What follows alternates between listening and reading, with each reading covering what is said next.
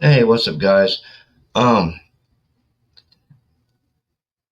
myself, Kiki, and AR, we had an awesome live the other night, and we discussed the prosecution strategy going into the trial this year and the defense strategy.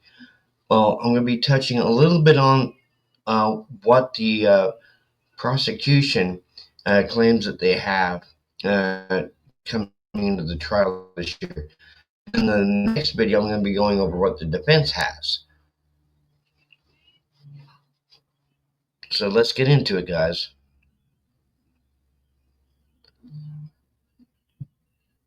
All right, true crime junkies. Let's set the stage. In November 2022, four University of Idaho students were tragically murdered in their off-campus home. The case sent shockwaves through the community and beyond. Fast forward to December 2022, and Brian Koberger, a PhD student in criminology, was arrested.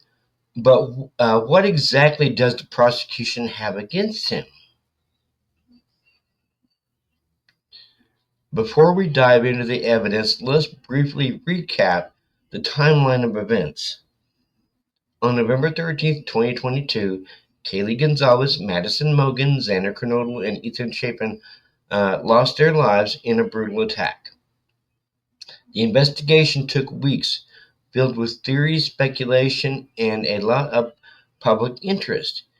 It wasn't until Koberger's arrest that the pieces began to come together. So, what led the law enforcement to Koberger? Initially, they gathered a significant amount of circumstantial evidence. For starters, they identified a white Hyundai Elantra that was seen near the crime scene on the night of the murders. This car was traced back to Koberger, who was living in Pullman, Washington, just a short drive away.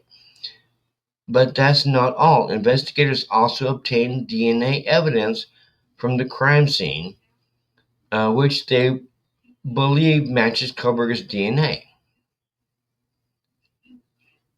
Now let's talk about the importance of DNA evidence in criminal cases.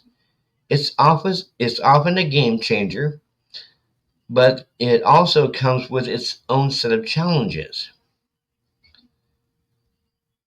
In addition to uh, physical evidence, the prosecution is also relying on its digital evidence. Koberger's phone records are under scrutiny. Authorities have indicated that his phone pinged near the crime scene multiple times on the night of the murders. The digital footprint can be crucial, especially in showing that it was in the vicinity during the time of the crime. It raises questions about premeditation and intent, especially when they claim his phone was off, so how could it ping near the house? But here's the kicker. Koberger's defense team will likely challenge the interpretation of this evidence.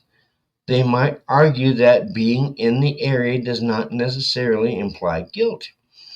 It's a classic case of innocent until proven guilty, and we're just getting started. Thoughtfully, now let's take a moment and explore Koberger's background. As a criminology student, he had a deep understanding of criminal behavior, which adds an unsettling layer to this case. Now, we know that he graduated from DeSales University with his master's in criminology, and he was going to the Washington State University for his PhD in cloud-based forensics. It's fascinating, but also chilling to think about how a person's academic pursuits can intersect with criminal behavior. As we look forward, the trial is set to begin soon, and that's when we'll see all the evidence laid out in front of a jury. The prosecution will have to prove beyond a reasonable doubt that Koberger committed this heinous attack. But remember, folks, the defense will counter every piece of evidence, and it's going to be a battle of wits and legal expertise. And we'll be here to break it down for you, so stay tuned. Before we wrap up, I want to hear from you. What do you think about the evidence presented so far? Do you believe Koberger is innocent or guilty? Or do you think there's more to the story? Personally, I think there's more to the story.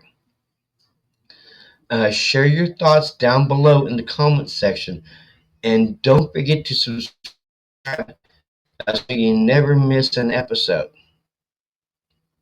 Thank you for joining me today on True Crime Podcast. Until next time, stay safe, stay curious, and keep questioning the world around you.